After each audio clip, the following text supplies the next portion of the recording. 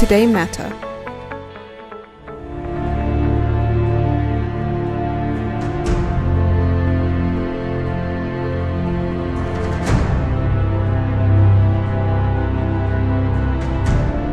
Good afternoon, everybody, and I'm very well aware that it is the graveyard of the graveyard shift, so thank you all for going the distance.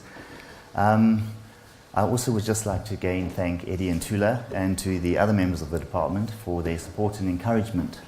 Because of those of you who don't know or whom I haven't spoken to, this is very much kind of a midlife crisis for me. Most people have a midlife crisis, they go and get a Harley Davidson. Some of us register for a PhD. I don't know which is the one that you should have more sympathy for. Anyway, we are talking about flags, and I realize that's a bit of left field for you guys, but because it's flags, it's very visual, so I've got lots of pretty pictures for you, and I hope the technology is going to cooperate. I also have to just put a disclaimer out there right now to say that I am a product of the period. I was 6 when the flag went up and 18 when it came down, and luckily, Sue, I did not serve in the Rhodesian military, so no interview for you, I'm afraid. So I would just like to apologize in advance if there's any kind of unintended bias. However, we can get started.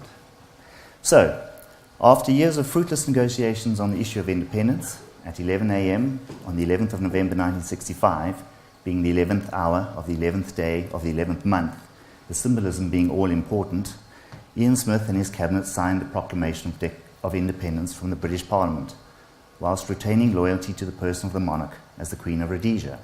And as we have been discussing here these past 2 days, we know the immediate response by the British government to this unilateral declaration of independence was to proclaim Rhodesia to be in a state of rebellion, the government in Salisbury to be illegal, and to request the United Nations to apply sanctions against the rebel regime. At the time of UDI, Rhodesia was a British colony with responsible government. Responsible government had been granted on the 13th of September 1923, after the Europeans had voted for self-government in a referendum, rather than to become a fifth province of the then Union of South Africa. The settlers had established themselves in the territory in 1890, following the granting of a royal charter by Queen Victoria to the British South Africa Company in 1889. Responsible government was a unique constitutional arrangement, in that while the colony had gained wide powers, Britain retained powers of veto to protect African rights, and although Britain had the full power to legislate for Southern Rhodesia, it would not do so without the consent of the Southern Rhodesia Legislative Assembly. Thus, the colony found itself in what Strack calls a twilight zone between dependence and independence, being neither colony nor dominion, with Britain still its legal, albeit not actual, sovereign.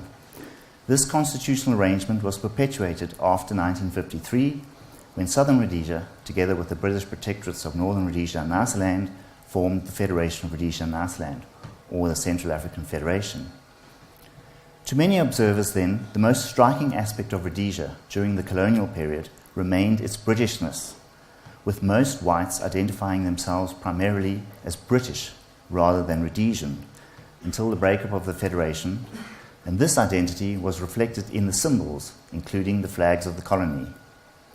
The ensuing political impasse following the declaration of UDI resulted in the need to promote a more distinctive national identity. The first and most obvious change came with the adoption of a new national flag on the 3rd anniversary of UDI. As the most visible symbol of post-UDI Rhodesia, the international use and display of the new flag became the subject of demonstration and controversy. The first flag of sovereignty flown in the country was the British Union Jack, which was hoisted on the 13th of September 1890, the day after the pioneer column reached Mount Hamden. This marked the formal European occupation of the country and the beginning of the administration by the British South Africa Company. The company's own flag, being a Union Jack defaced with the BSAC badge in the centre, had not been received from England when the column had set out, so a Union Jack was carried instead, the first company flag only arriving in Fort Salisbury in 1892. With the end of the BSAC administration, following the referendum in October 1922, the company flag was lowered on the 29th of September 1923. On the following Monday, the British Union Jack was again raised, this time to symbolize the change in administration to the newly elected Legislative Assembly. On this date, there were no colonial arms and thus no colonial distinctive flag. The Southern Rhodesia coat of arms were granted by royal warrant in the following year, on the 11th of August 1924, and this followed a 13-year period of confusion and misunderstanding as to what exactly was the flag of the colony. In response to questions about what flag to use on occasions such as the British Empire exhibition, etc., correspondence between the Rhodesian High Commission in London and the Colonial Office shows that the latter answered, "Following the course adopted by other colonies last year, it is thought that the blue ensign with the arms or flag badge of Southern Rhodesia in the fly might be used for this purpose. What is clear, however, and confirmed later in a letter from the Colonial Secretary in Salisbury to the Rhodesian High Commission in London in March 1928, was that, quote, "the Union Jack is the flag of Southern Rhodesia."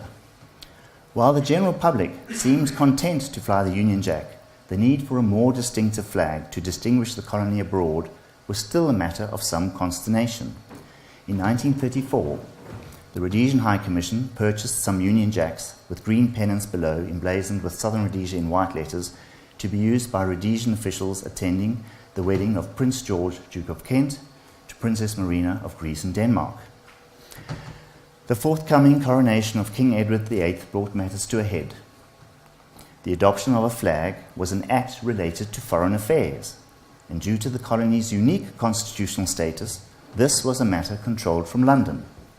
Following further communications between the Prime Minister, the Rhodesian High Commission, and the Dominion's Office, in January 1937, the Rhodesian Prime Minister indicated his preference for a flag based on the blue ensign, with the shield in the fly to be used outside the colony only, commenting that this would not necessarily be used here, i.e. within the country at all, except as bunting or in combination with the Union Jack.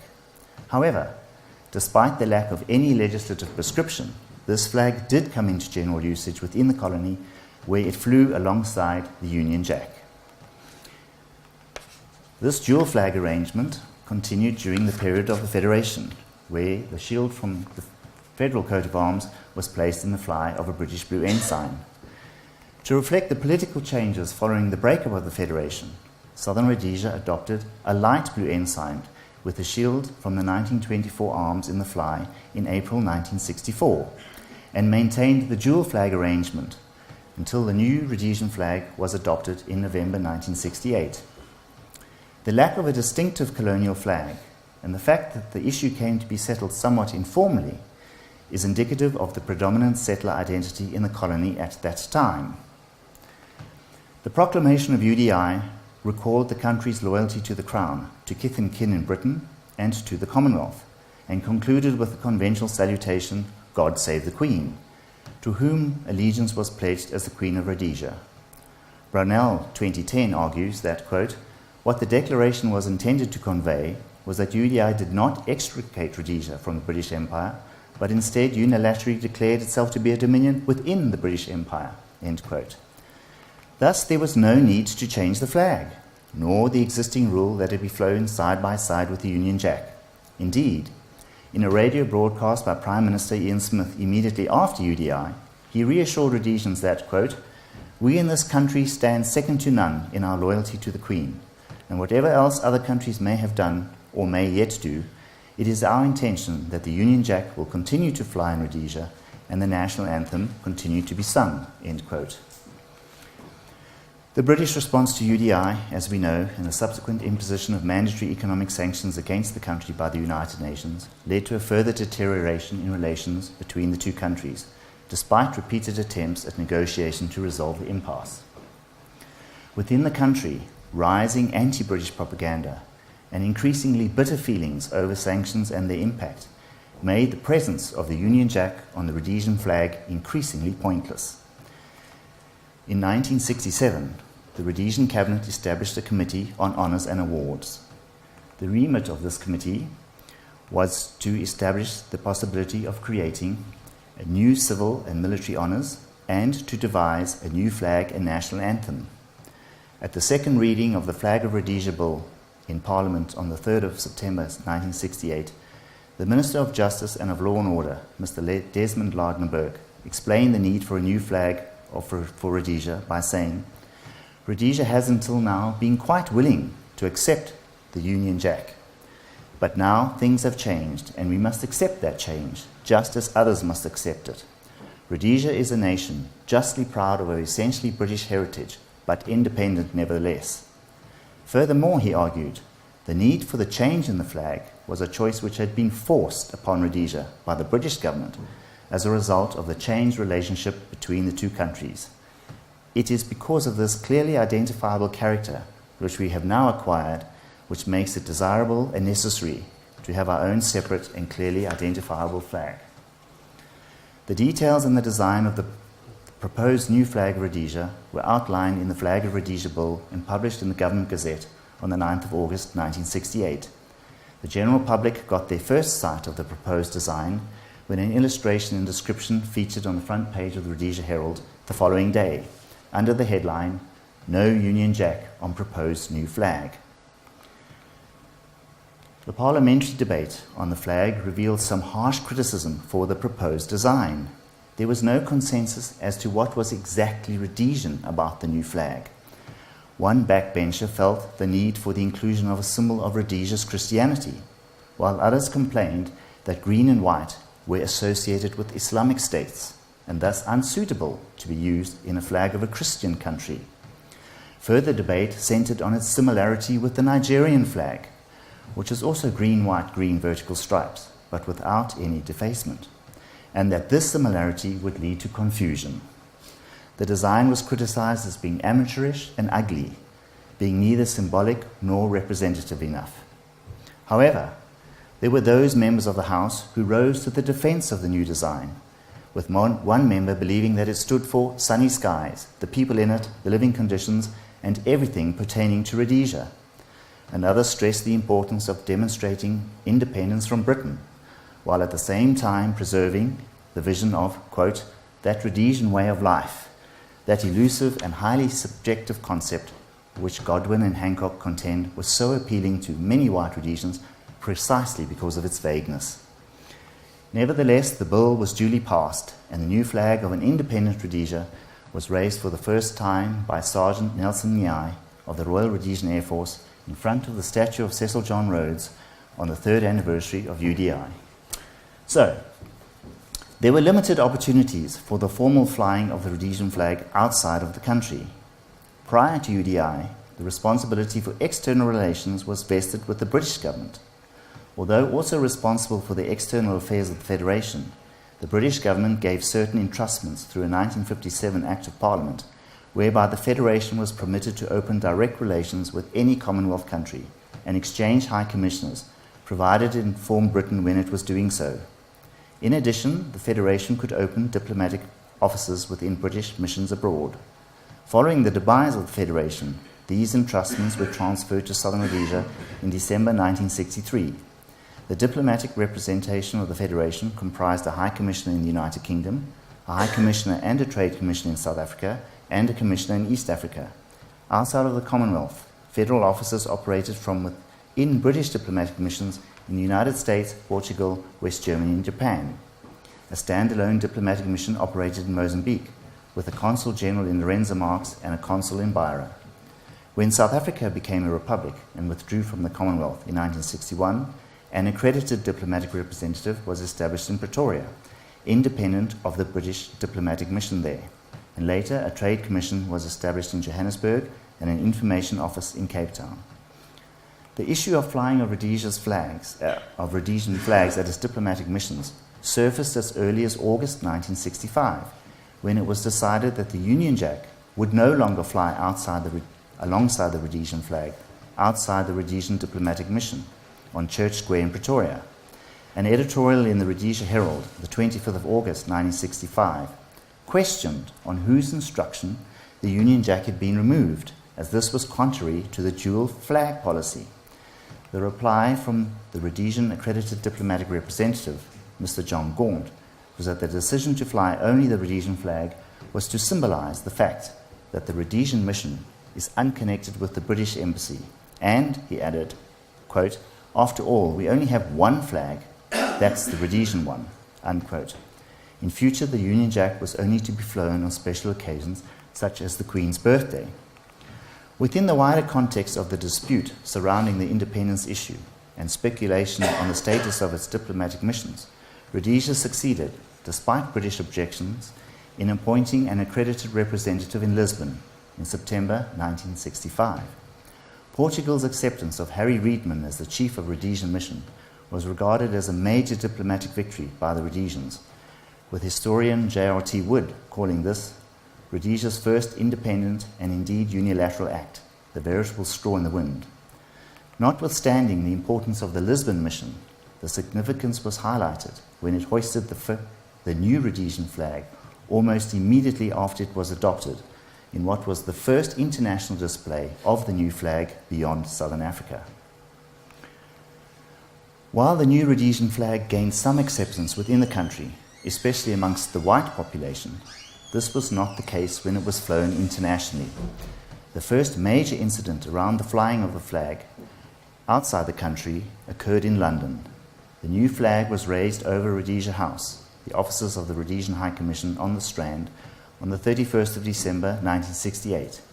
The flag had not been flown earlier because the flagpole had been undergoing repair. Although not easily seen from street level, the flying of the flag immediately caused a ruckus in the popular press and within the British government at Whitehall. 2 days later, the British Cabinet held a meeting to discuss the flying of the flag by Rhodesia House. It was agreed that the hoisting of the flag was timed to correspond with the eve of the Commonwealth Prime Minister's meeting, from which Rhodesia was now excluded, and it was intended to be, quote, highly provocative.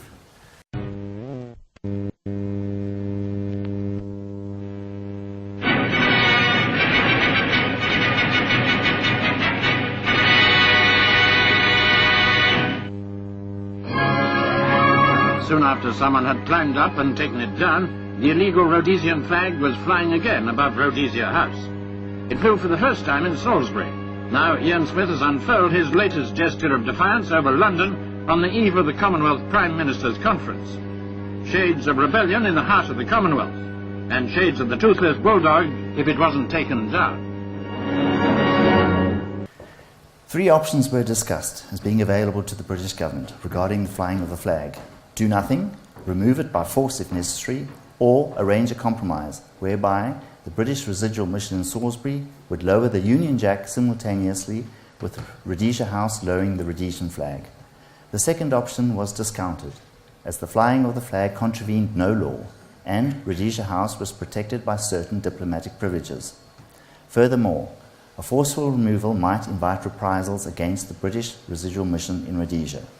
Prime Minister Harold Wilson commented that everyone disliked the compromise solution, and so there was no official response.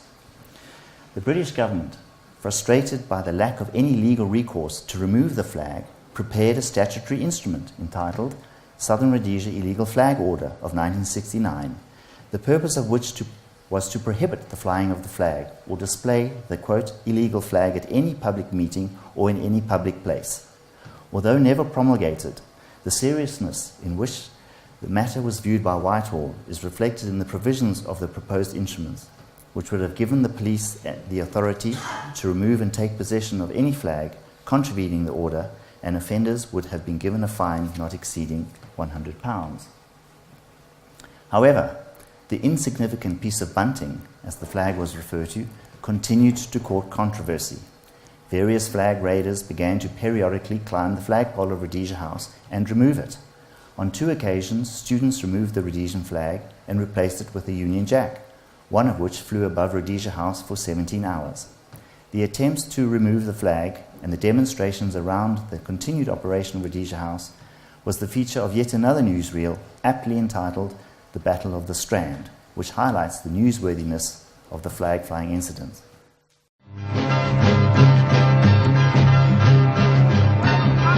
Led by the Zimbabwe Solidarity Action Committee and the Black People's Alliance, the march assembled in Hyde Park. They called it the March for Dignity, but dignity was in danger right from the start.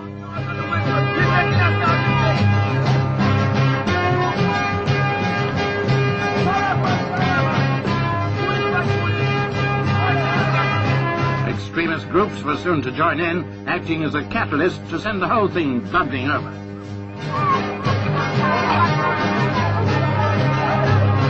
Bearing the mortal remains of the British Commonwealth, the original aim of the marchers was to expel the occupants of Rhodesia House, representatives of Rhodesia's illegal regime. But someone had got there before them. They not only raised the Union Jack, they'd tied themselves to the flagpole.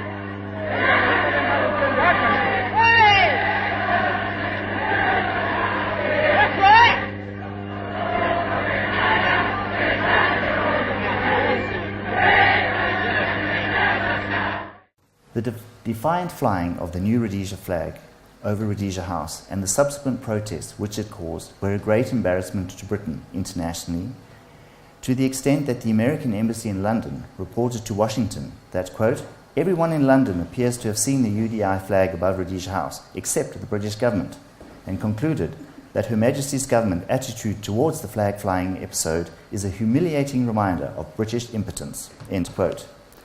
Ironically, it was neither the British government nor the protesters which finally resulted in the flag coming down from Rhodesia House. Instead, it was the Rhodesians themselves, as following the vote in favour of a Republican constitution in a referendum held in June 1969, Rhodesia House finally closed its doors on the 14th of July and the flag was lowered for the last time. Despite British pressure, Rhodesia continued to maintain several overseas offices after UDI, and these took various forms, as we have been discussing. The Southern Rhodesia Affairs Office within the British Embassy in Washington became the Rhodesia Information Office and continued to operate through most of the UDI period, despite diplomatic pressure by the United States to close it, as we heard earlier from Professor Malamba this morning. In Australia, the Rhodesian Information Centre in Sydney operated after UDI and operated under the jurisdiction of the state of New South Wales, and continued to operate until it was deregistered in 1974. Again, after UDI, an information office was opened in Paris in 1968, ostensibly for the dissemination of tourism and cultural news and the development of cultural links with France and Rhodesia. This operated throughout the 1970s until it was forced to close by the French government in January 1977. In a similar vein, reduced level representatives were also maintained at various times in Madrid, Athens, Rome, Brussels, Munich, Libreville, and Kinshasa. The Rhodesian flag flew in its official capacity without any notoriety over the Rhodesian diplomatic missions in Lisbon and Lorenz Marques until the Carnation Revolution in 1974, which resulted in the end of the Portuguese dictatorship and the subsequent granting of independence to its African colonies. It also flew at the missions in Pretoria and Cape Town until September 1979, when it was replaced with the flag of Zimbabwe Rhodesia. Further controversies around the flying of the Rhodesian flag overseas revolved around Rhodesia's participation at the few international sports and cultural events to which the country was invited or able to participate in. After UDI, Rhodesian participation in international sports increasingly drew international attention and condemnation. However, shortly after the new flag was adopted, 2 Rhodesian delegates attended the World Congress of the Junior Chamber International in Argentina. The Rhodesia Herald carried a photograph of one of the delegates, saluting the new flag and commenting that the highlight for the Rhodesians was seeing the new flag being carried amongst the over 2,000 delegates for the first time. The country was barred from participating in the 1968 Olympic Games in Mexico after concerted British diplomatic pressure.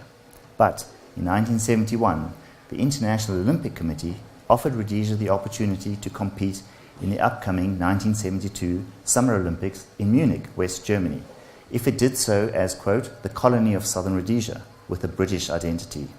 This included using the old ensign-type flag, using God Save the Queen as the anthem, and having Olympic identity cards listing the athletes as British subjects, as it had done prior to UDI at the Tokyo Games in 1964. To the astonishment of the international community and the horror of certain right-wing elements within the country, the Rhodesian Olympic Committee unconditionally accepted the compromise. The matter was discussed by the Rhodesian cabinet, and despite the influence of sport in the design and choice of colours of the new flag, approval was given for a team to participate under the IOC-imposed conditions. A racially mixed team of 44 athletes arrived in Munich in August 1972, and interestingly, it was the pre-1964 Southern Rhodesia dark blue ensign which was raised at the Olympic Village to represent the country.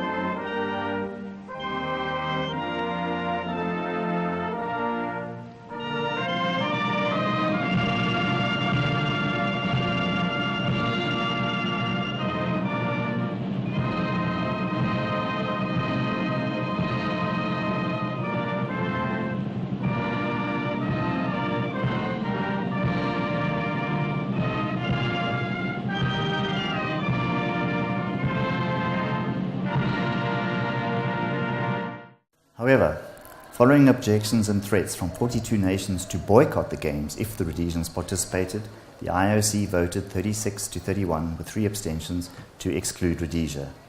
The athletes were allowed to remain in the Olympic Village and attend their events, but were forbidden from participating. Nevertheless, during the closing ceremony, hockey player Reg Bennett carried a Rhodesian flag aloft, much to the delight of the 80,000-strong crowd. The use of the Rhodesian flag was also forbidden at the Maccabee Games in Tel Aviv in July 1973, and the Rhodesian team was asked to participate under a Union Jack instead. The team ignored this request and marched under the Rhodesian Maccabee banner at the opening ceremony, and did not participate in those parts of the ceremony which required the presentation of a national flag. Following UN condemnation for allowing the Rhodesians to participate, Israel was pressurized into excluding Rhodesia from subsequent Maccabee tournaments. Thereafter, the opportunities for the international display of the Rhodesian flag were limited to South Africa, where teams from Rhodesia competed alongside South African sporting sides. The flag could also be flying alongside various other national flags at hotels on the Durban beachfront, a popular destination for white Rhodesian holidaymakers, and at the Rhodesia Pavilion at the annual Rand Easter Show in Johannesburg. The flag was also displayed on the tail fin of Air Rhodesia and Air Trans-Africa aircraft, and it was the main motif on a $2 stamp that was used between 1970 and 1974. The Rhodesian flag was not displayed at the constitutional conferences held at Geneva at the end of 1976, nor at Lancaster House at the end of 1979. Yet, in the case of Geneva, all delegations had the same status, and the Rhodesian government was represented as Mr. Smith's delegation. By the time of the all-party conference at Lancaster House, the Rhodesia flag had already been replaced with that of Zimbabwe Rhodesia. There was no formal ceremony to mark the lowering of the Rhodesian flag for the last time on the 1st of September 1979. Indeed, save for a photograph in the Herald of the flag being lowered at Cecil Square, the event went largely unnoticed. The country had been renamed Zimbabwe Rhodesia, with Bishop Abel Muzorewa as the first black Prime Minister, on the 1st of June 1979. A new flag to reflect the political changes was raised for the first time later on the 2nd of September 1979. This new flag replaced the Rhodesian flag at the office of the accredited diplomatic representative in Pretoria, the country's only remaining diplomatic mission. With the move to majority rule and shortly after independence in Zimbabwe, most whites left the country. The situation regarding the display of the Rhodesian flag is now reversed, as its use is restricted within Zimbabwe, while it has become the focal point for many Rhodesia contact organizations around the world. It features prominently at reunions, at events to commemorate those who fell in defense of the country during UDI, and at Remembrance Day parades.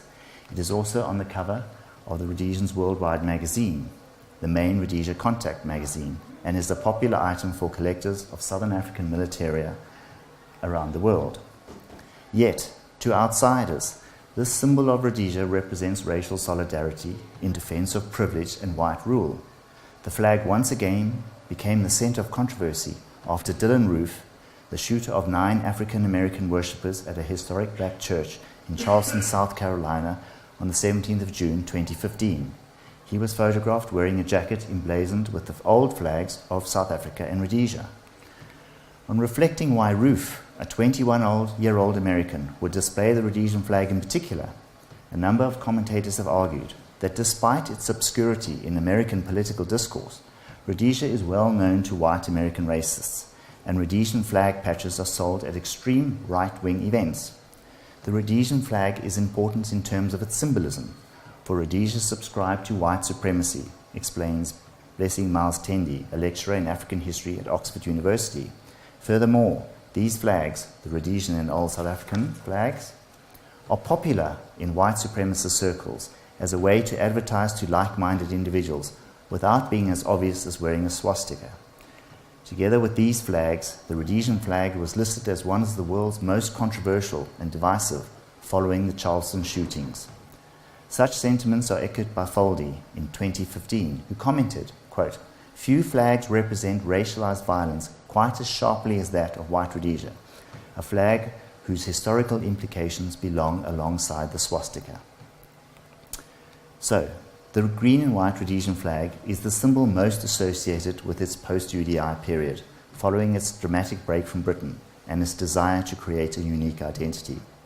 Given Rhodesia's contested statehood and status as a pariah state as a result of UDI, its use outside the country was limited and controversial. It was, and it still is, essentially a white man's flag which flew over an African country with a predominantly black population. It never gained acceptance amongst Africans, except as a symbol of what they considered to be an oppressive and illegal regime. Thus, the international reaction to the flag gave the lie to Rhodesia's comparisons with other newly independent states, whose autonomy and independence was not in doubt, whatever flags they flew. So whereas the flags of other ex-colonies flew proudly at the United Nations and at global sporting events like the Olympic Games, the same could not be said of the Rhodesian flag, as the post-UDI regime failed to gain any form of international recognition. Ironically, today, the flag's international presence is much wider, as it is displayed across the internet and is used as a rallying point for white ex-Rhodesians who are now scattered around the world, while it is completely ignored within the country over which it once flew, since it represents the colonial past, and particularly the attempt to delay the transfer to black majority rule. Thank you.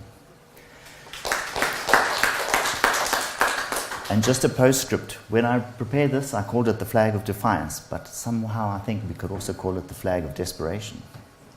Or maybe the flag of defiance and desperation. But I'll be working on that. Thanks. Bruce, I wonder if you could just spare us a few minutes and unpack the heraldry of the flag. Do you know much about... I mean, we're talking about symbols here, after all, and there's no more expressed symbolism than the heraldry of a flag. Okay, when the... What all is represented... Some are self-evident, but the coat of arms... The question about using the green and white is the big issue. Why was green and white chosen? Well, it was the sporting colours that were first used in 1924, except the stripes then were horizontal, not vertical. So that was the choice. So then, because of the similarity with the Nigerian flag, in fact, the original design that they accepted was the Nigerian flag, green, white, green. So in order to distinguish it, the coat of arms that were adopted in 1924. And the reason for that was they wanted some continuity between the previous administration and post. So the coat of arms, the Zimbabwe bird, is a representation of the great Zimbabwe bird that was found at the Zimbabwe ruins. The shield represents mining, the gold pick. The thistles and the lion above the shield comes from the arms of Cecil John Rose. And the two sables represent wildlife, flora and fauna. And the motto, Sit Nomine Digna, may she, Rhodesia, be worthy of the name.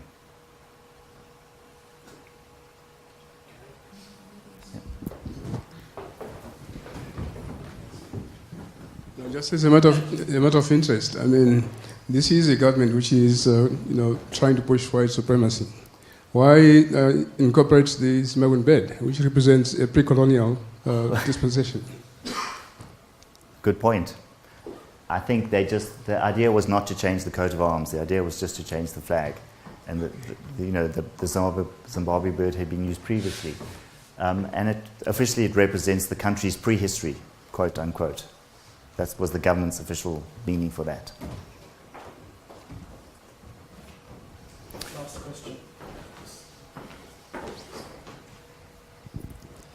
Yeah, very good presentation, and just more of a comment. I mean, I teach the U.S. Civil War course in the United States, and I have a Zambian wife and African-American children, and so we've often discussed the Confederate flag, and we see it in the strangest of places, so I was thinking of that all the way through your presentation, and you did a very nice job of wrapping that up at the end, so thank you. Well, that's the point, is that nowadays the controversy around the Confederate flag and obviously the Nazi flag is that white Rhodesians particularly, or ex-Rhodesians obviously, are completely... They find it quite distasteful that the Rhodesian flag is equated with those flags, but that's one point of view. Obviously, if you ask the rest of the population, they will say, well, that's exactly where it belongs. So it's all about how you interpret the symbolism and the meaning and what the flag stood for or stands for to this day.